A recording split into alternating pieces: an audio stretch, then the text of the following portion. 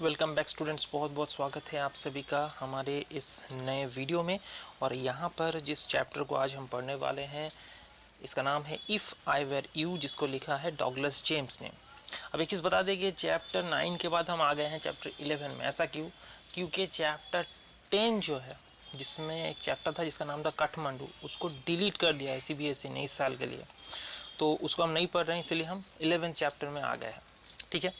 If I where you, इसका मतलब क्या है? आई के बाद क्या? आई के बाद तो वाज होना चाहिए पास्ट टेंस में, लेकिन ये वेर हो रहा है। मतलब अगर मैं तुम होता तो, इस कहानी का नाम। ठीक है। यानी कि वेर तब होता है जब कोई ऐसा एबनॉर्मल सिचुएशन की इमेजिनेशन की जा रही हो।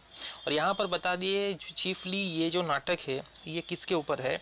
ये जेरार्ड नाम का एक इंसान के प्रेजेंस ऑफ माइंड का परिचय देता है, यानी कि उपस्थित बुद्धि जिसे कहते हैं, कि सिचुएशन के हिसाब से डिसीजन लेना। तो एक इंसान जो है कि इंट्रूडर है, घुसपैठिए उसके घर में घुस जाता है और वो घुसपैठिए उसे मारना चाहता है। मारना क्यों चाहता है? मारना इसलिए चाहता है क्योंकि वो एक क्रिमिनल है, वो क्राइम कर चुका होता है और उसका शक्ल जो है वो जेरार्ड से मिलता है, इसीलिए वो क्या करना चाहता है।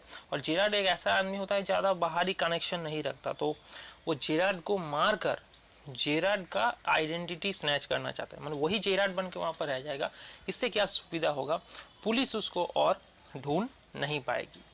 ठीक है। ये पुलिस उसके वो सेम दिखने वाला होता है तो पुलिस उसको जेरार्ड समझेगी, उसके ऊपर शक नहीं होगा। इसे हम आइडेंटिटी स्नैचर कहते हैं, यानी आपको जो आइडेंटिटी छीन लेते हैं। ठीक है। तो हम शुरू करते हैं सीधे इस प्ले को। पहला सीन दिखाया जाता है, देखिए एक नाटक है, इसका सेटिंग होता है, सीन बताया जाता है, फिर ये नाटक करवाया जाता है। तो इसको जब नाटक के रूप में करवाया जाएगा तो सीन क्या रहेगा ये बताया गया। स्मॉल कॉटेज इंटीरियर, एक छोटा सा कॉटेज का इंटीरियर, घर का इंटीरियर दिखाया जा रहा है। अंदर का जो सिचुएशन है वो दिखाया जा रहा है। There is an entrance back right, दाईं तरफ एंट्रेंस है, दाईं तरफ से दरवाज़ा है। ठीक है, जिसमें आप घर के अंदर में आप घुस सकते हो। विच मे बी कर्टन, और जिसमें पर्दा डला हुआ है। Another door in the left must be a practical door, और बाईं तरफ और एक डोर है जो एक प्रैक्टिकल डोर है। The furniture is simple, simple furniture है, consisting of small table towards left, बाईं तरफ छोटा टेबल एक रखा हुआ है।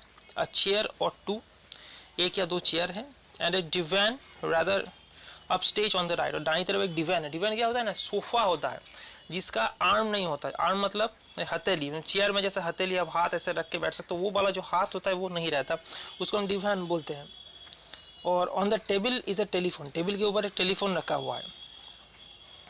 When the curtain rises, Gerard is standing by the table making a phone call. अब जब पर्दा उठता है तब जेरार्ड को दिखाया जाता है, जेरार्ड उस समय एक फ़ोन कॉल कर रहा होता है। He is of medium height, उसका हाइट बहुत ज़्यादा नहीं है, मीडियम हाइट का वो है। Wearing horn rimmed spectacles, वो horn rimmed spectacles पहना हुआ है, horn rimmed glasses पहना हुआ है, चश्मा पहना हुआ है। He is dressed in a lounge suit and a great coat. His voice is cultured, मतलब एक बड़ा सा कोट पहना हुआ है, अच्छा शूट पहना हुआ है, और उसकी जो वॉइस है वो कल्चर्ड है। मतलब उसके बातचीत से आप समझ सकते हो कि वो बहुत एडुकेटेड है। ठीक है। तो जिस तरीके से वो बात कर रहा है, तो उसकी जो शब्द का चयन है, जिस तरीके से वो बोल रहा है, वो बहुत एडुकेटेड है। ये उसकी बात सुन के ही लग जाएगा आपको। अब जेरार्ड बोलता है, टेलीफोन पे बात करते करते ही बोल रहा है, well tell him to phone up directly. ठीक है, उसको डायरेक्टली फ़ोन करने के लिए बोलना। आई मस्ट नो, हाँ मैं मुझे पता है। Yes I expect, I will still be there, I will still be here, मतलब मैं पहुंच जाऊंगा वहाँ पर। But you must not count on that, लेकिन एकदम पूरी तरीके से ऐसा काउंट करके नहीं रहना। एग्जैक्ट समय का अंदाज़ा मत लगाना। इन अबाउट 10 मिनट्स, 10 मिनट के अंदर मैं पहुँच रहा हूँ। राइट हो, गुड बाय। और राइट और गुड बाय बोल के छोड़ देता है। इसके बाद ही puts down the phone, phone रखने के बाद goes to the divan on the left, बाई तरफ जहाँ पर डिवान है, सोफा है, वहाँ पर जाता है। Where there is a travelling bag, जहाँ पर एक ट्रैवलिंग बैग होता है। ट्रैवलिंग बैग मतलब ट्रैवल के लिए जिस बैग का इस्तेमाल करते हैं। एंड स्टार्ट्स पैकिंग, और पैकिंग शुरू कर देता है। Whilst he is thus engaged, another man similar in build to Gerard enters from right silently. अब क्या होता है, दाईं तरफ से जो एंट्री है, दरवाज़ा है, वहाँ पे एक इंसान चुपके चुपके क्या होता है, घुस जाता है। ठीक है, वो ठीक जेरार्ड की तरह ही दिख रहा होता है, जेरार्ड की तरह ही उसका वेशभूषा सब कुछ वैसा ही है। रिवॉल्वर इन हैंड, हाथ में उसका रिवॉल्वर है, मतलब ये इंसान बेहद खतरनाक इंसान है, बंदूक लेके घुसा है, मतलब कोई चोर चक्का डाकू तो होगा। He is fleshly dressed in an overcoat and soft hat. अब वो एक ओवरकोट पहन के और एक सॉफ्ट हैट पहन के आया हुआ है। He bumps accidentally against the table. Bump करना मतलब इसे बम्पर हम बोलते हैं ना, बम्प मतलब क्या है, वहाँ पर टेबल पे उसका नज़र नहीं पड़ा है तो टेबल के साथ उसका टकराव हुआ है और वहाँ पर वो स्टम्बल हुआ है। And at the sound of Gerard turns quickly, और इसी साउंड से जेरार्ड पीछे मुड़ के उस इंसान को देख लेता है। अब जेरार्ड प्लीजेंट अच्छी तरीके से बोलते हैं, why this is a surprise mister. वो मज़ेदार तरीके से बोलते हैं, वाह क्या सरप्राइज है। मतलब क्या है कि कोई इंसान ऐसा, क्या एक डिसेंसी होता है कि क्या मैं अंदर आ सकता हूँ, ये सब ना बोल के अचानक घर के अंदर में घुस गया है तो मज़े करके जेरार्ड बहुत मज़ेदार इंसान होता है, वो बोलता है कि अरे वाह क्या सरप्राइज़ दिया आपने मिस्टर। तब इंट्रूडर बोलता है, I am glad you are please to see me. Intruder बोलता है, मैं बहुत खुश हूँ कि तुम मुझे देखकर खुश हो। इसका मतलब वो ये क्यों बोलता है, वो इसलिए बोलता है कि एक अपरिचित व्यक्ति घर के अंदर में घुस आया है और उस समय जेरार्ड उसके साथ मजा कर रहा है, और दूसरा कोई होता तो वो चोर डाकू ऐसे चिल्लाने लगता, ठीक है, या वो डर जाता, लेकिन जेरार्ड यहाँ पर ऐसा नहीं करता। तो इसको देख के वो जो इंट्रूडर है, घुसपैठिया है, वो खुश होता है और बोलता है कि मैं खुश हूँ कि तुम मुझे देख के खुश हो। I don't think you will be pleased for long, लेकिन मुझे नहीं लगता कि ज़्यादा समय तक खुश रह पाओगे। मतलब वो इंसान जेरार्ड को धमकी देता है कि तुम ज़्यादा समय के लिए खुश नहीं रहने वाले हो। इसका मतलब वो ऐसा कुछ करेगा, ठीक है, जो दुख का कारण होगा जेरार्ड का। पुट दोस पॉज अप, अपने पॉ को ऊपर उठाओ, मतलब अपने हाथ को ऊपर उठाओ। हाथ ऊपर उठाओ मतलब क्या है, मतलब हाथ को हैंड्स अप हम बोलते हैं ना, पॉज अप हैंड्स अप, मतलब हाथ उठाओ। हाथ ऊपर उठाने से क्या होता है कि कोई जो इंसान हाथ ऊपर उठाता है, अब वो क्या कोई अटैक नहीं कर सकता। इसीलिए आप देखोगे जब कर्फ्यू होता है तो हाथ ऊपर करके चलना पड़ता है, मतलब वो इंसान और अटैक नहीं कर सकता, इसलिए हाथ ऊपर करने के लिए होता है। यानी कि वो जो इंसान आया हुआ है वो बहुत ही किसमें है, बहुत टेंशन में है। उसे लगता है कि ये जो जिसके साथ मैं ऐसा कर रहा हूँ ये मुझे अटैक कर सकता है, बहुत इनसिक्योर फील कर रहा होता है, बहुत दबाव में, टेंशन में रहता है। तो जेरार्ड बोलते हैं, this is all very melodramatic, not very original perhaps but. मतलब जेरार्ड यहाँ पे जो कमेंट करता है वो एक डायरेक्टर के रूप में, एक नाट्यकार के रूप में, एक प्लेराइट के रूप में करता है। मैंने इस सिचुएशन को पूरा कहानी की तरह जेरार्ड देखता है। जेरार्ड बोलते हैं, this is all very melodramatic, बहुत मज़ेदार हो रहा है, बहुत इमोशन है इसमें, रहस्य, थ्रिल, सस्पेंस है, ये जो कुछ भी अभी हो रहा है। Not very original perhaps but, हाँ बहुत ज़्यादा ओरिजिनल इसे नहीं कहा जाता, लेकिन संभवतः तो है। इंट्रूडर कहता है, ट्राइंग टू बी काम यार, मतलब मैं शांत होने की कोशिश कर रहा हूँ। तो जेरार्ड बोलता है, nonchalant is your word I think, मतलब तुम कहना चाहते हो नॉन चैलेंट। तो नॉन चैलेंट का मतलब यहाँ पर क्या है, इसको अच्छी तरीके से जान लो। नॉन चैलेंट का मतलब है कि इमोशन लेस, मतलब तुम इमोशन लेस होने की कोशिश करता हो। तो यानी कि इमोशन उसके अंदर में है तो भी इमोशन लेस होने की कोशिश कर रहा है वो। क्यों? क्योंकि वो इस समय बहुत एक्साइटेड है, सामने वाला जो इंसान है वो बहुत ही एक्साइटेड है। अब इंट्रूडर बोलता है, thanks a lot, you will soon stop being smart, तुम बहुत बुद्धिमान लग रहे हो। इंट्रूडर बोलते हो, तुम बहुत बुद्धिमान लग रहे हो, लेकिन बुद्धिमान अब ज़्यादा समय तक नहीं रहोगे। I will make you crawl, अब तो तुम्हें मैं बहुत torture, I will make you crawl मतलब टॉर्चर करना, मैं तुम्हें टॉर्चर करूँगा। I want to know a few things, see देखो मुझे कुछ चीज़ों की, मुझे कुछ चीज़ आपसे जानना है।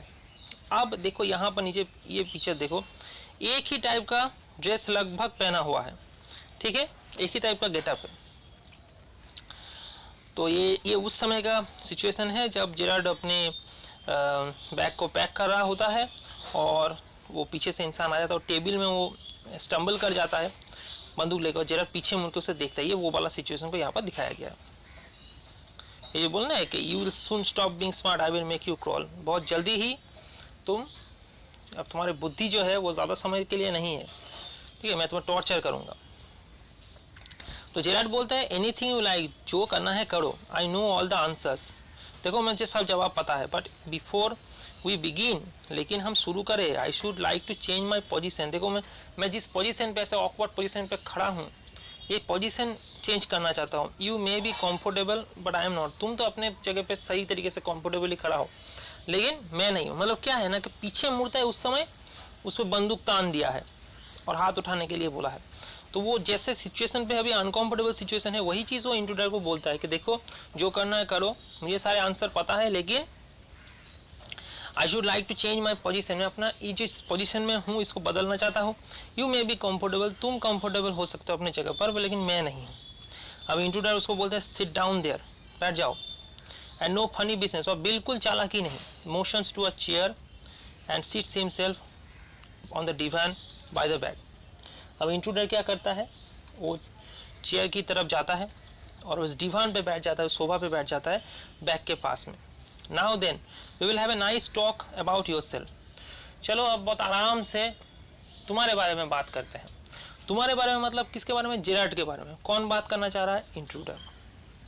अब वो क्यों करना चाह रहा है ये बाद में समझेगा। At last a sympathetic audience, तो जेरार्ड बोलते हैं चलो आखिरकार एक ऑडियंस मिला जो सिंपैथी से मेरी बात सुनने वाला है। I will tell you the story of my life, अब मैं तुम्हें अपने जीवन का कहानी बताऊंगा। How as child I was stolen by the gypsies, जब मैं बच्चा था तब मुझे जो जिप्सी थे, ठीक है, जिप्सी किसे कहते हैं, जिप्सी एक लोगों का गिरोह होता है जो मतलब एक जगह से दूसरी जगह में जाता है, ठीक है, और उसी जगह में कहा जाता है कि सब बहुत ज़्यादा चोरी हो जाता है, बच्चा चोरी हो जाता है, ऐसे सामान घर के चोरी हो जाते हैं। ये जिप्सी जहाँ भी जाते हैं वो लोग गैंग बना के जाते हैं, कुछ दिन के लिए वहाँ ठहरते हैं, चोरी करते हैं, फिर वहाँ उस जगह छोड़ के चले जाते हैं, इसे जिप्सीज कहा जाता है, ठीक है। एक्चुअली इजिप्शियन से जिप्सीज ये वर्ड आया है। And why at the age of 32 I find myself in my lonely Essex cottage.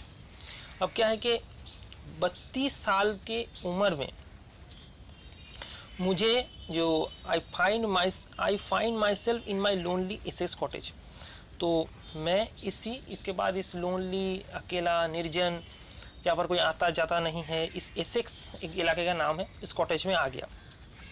तो वो बोल ना जाता है और कुछ भी, मतलब सामने वाला अगर मेरे बारे में जानना चाहता है तो मैं एकदम शुरू से ही बोलता हूँ, तो शुरू से ही जेरार्ड बोलना शुरू करता है। जेरार्ड बहुत मजाकिया इंसान है, ठीक है, तो बोलो मेरा जो श्रोता इतना अच्छा है तो मैं पहले से शुरू करता हूँ। तब इंट्रूडर बोलता है कीप इट टू योरसेल्फ, अरे तुम्हारी ये कहानी रख तू तेरे पास, जो मैं बोल रहा हूँ उसका जवाब दो, just answer my question. You will live here alone, well do you अकेले यहाँ पर रहते हो। तो जेरार्ड बोलते हैं कि I am sorry, I thought you are telling me not asking me. तो जेरार्ड बोलता है मैं, मुझे बहुत दुख है कि मुझे पता नहीं था कि तुम मुझे पूछ रहे हो, मैंने तो सोचा कि तुम मुझे बोल रहे हो। A question of inflection, your voice is unfamiliar. देखो जेरार्ड बोलते हैं कि देखो तुम्हारा जो वॉइस है ना वो बहुत दोस्ताना नहीं लग रहा है, कैसे शत्रु लग रहे हो तुम। Intruder with emphasis, do you live here alone. ये बहुत जेरार्ड मजे करने की कोशिश करता है, लेकिन इंट्रूडर अब इससे बहुत गुस्सा हो जाता है। इंट्रूडर बोलता है do you live here alone, यहाँ पर अकेले रहते हो कि नहीं। तब जेरार्ड बोलते हैं कि and if I don't answer, और अगर मैं जवाब नहीं दूँ तो क्या होगा, मालूम है जवाब नहीं दिया तुमको, इसका जवाब मुझे नहीं देना है तुमको। तो इंट्रूडर बोलता है कि you got enough sense not to want to get hurt. तब वो इंट्रूडर बोलता है कि मैं ये समझता हूँ कि तुम्हारा इतना बुद्धि तो है कि अपने आप को इंजर्ड नहीं करोगे, मतलब मुझसे पिटोगे नहीं, अपने आप को हर्ट नहीं करोगे, क्योंकि जब भी जेरार्ड जवाब नहीं देगा तब इंट्रूडर उसको टॉर्चर करेगा। तो जेरार्ड बोलता है I think good sense is shown more in the ability to avoid the pain than in the mere desire to do so, what do you think mister. तो तब जेरार्ड बोलता है कि नहीं, गुड सेंस यही है कि नहीं बाबा मार से बचो, गुड सेंस यही कहता है कि मार क्यों खाओ, मार से बचो। क्या आपको क्या लगता है। इंट्रूडर बोलता है नेवर माइंड माई नेम, क्या नाम है आपका मिस्टर। तब वो बोलता है नेवर माइंड माई नेम, मेरे नाम के बारे में सोचने की ज़रूरत नहीं, आई लाइक योर्स बेटर, मुझे तुम्हारा नाम पसंद है, तुम्हारा नाम मिस्टर जेरार्ड है। What are your Christian name, तुम्हारा क्रिश्चियन नेम क्या है? तब जेरड बोलता है विंसेंट चार्ल्स। अब इंट्रूडर बोलता है do you run A car, तुम्हारे पास कार है? जेरड बोलता है नो, मेरे पास कोई कार नहीं है। तो इंट्रूडर बोलता है दैट्स अ लाई, ये झूठ है। You are not dealing with a fool, देखो मुझे बेवकूफ़ मत समझो। I am as smart as you and smarter, जितना तुम इंटेलिजेंट हो, बुद्धिमान हो ना, उससे भी ज़्यादा बुद्धिमान मैं हूँ। I know you run A car, मुझे बहुत अच्छी तरीके से पता है तुम्हारे पास कार है। बेटर बी केयरफुल वाइस गाय, संभाल के जवाब दो, यही तुम्हारे लिए अच्छा होगा। जेरड बोलते हैं आर यू अमेरिकन, क्या तुम अमेरिकन हो? और is that merely A clever imitation, ये अमेरिकन होने की कोशिश कर रहे हो? तो इंट्रूडर बोलता है कि listen this guy this gun's no toy, ये जो बंदूक देख रहे हो ना मेरे हाथ में, ये कोई खिलौना नहीं। I can heart you without killing you and still get my answers, मैं तुम्हें हार्ट कर सकता हूँ, तुम्हें मारने की ज़रूरत नहीं, लेकिन ऐसा हार्ट तो मैं करूँगा, ठीक है, मैं तुम्हें मारूंगा भी नहीं, लेकिन तुम जिंदा रह के भी तर पाओगे, ये वो कहना चाहता है। And still get my answer, so तब मुझे जवाब मिल जाएगा। तो जेरड बोलता है of course if you put it like that I will be glad to assist you. तो तब जेरड मज़ेदार तरीके से बोलता है कि ऐसे अगर मुझे कहोगे तो मैं तो तुम्हें कहूँगा कि हाँ मेरे पास कार है, I do poses A car and it's in the garage around the corner, अब गैराज के कोने में ये रखा हुआ है, गैराज में है कार। तो इंट्रूडर बोलता है दैट्स बेटर, बहुत अच्छा। Do people often come out here, क्या लोग यहाँ पर आते हैं? लोग का आना जाना है यहाँ पर? वेरी रेयरली, बहुत कम। Surprisingly few people take the trouble to visit me, बहुत लोग ही ये कष्ट उठाते हैं मुझसे मिलने का। There is the baker and the greengrocer, baker है या ग्रीन ग्रोसर है, तो मतलब बेकर है जो रोटी ब्रेड दे के जाता है उसको, ग्रोसर मतलब बाकी जो आइटम्स होते हैं, चावल दाल चीनी, ठीक है, तो ये सब दे के जाता है। एंड देन द मिल्कमैन, उसके बाद दूध वाला वो आता है, वो क्वाइट चार्मिंग, बहुत अच्छा इंसान है, but no one so interesting as yourself, आपकी तरह कोई इंटरेस्टिंग व्यक्ति मुझे मिलने नहीं आता। तो इंट्रूडर बोलता है कि I happen to know that you never see tradespeople, मतलब तुमसे कोई बिजनेस के मामले में कोई तुम्हारे साथ मिलने के लिए नहीं आता। तो यहाँ तक बोलता है, तो आज हम यहाँ तक कर रहे हैं, पार्ट 1 है ये, इसके बाद हम पार्ट 2 में अगला पार्ट को एक्सपेंड करेंगे। आज के लिए इतना ही।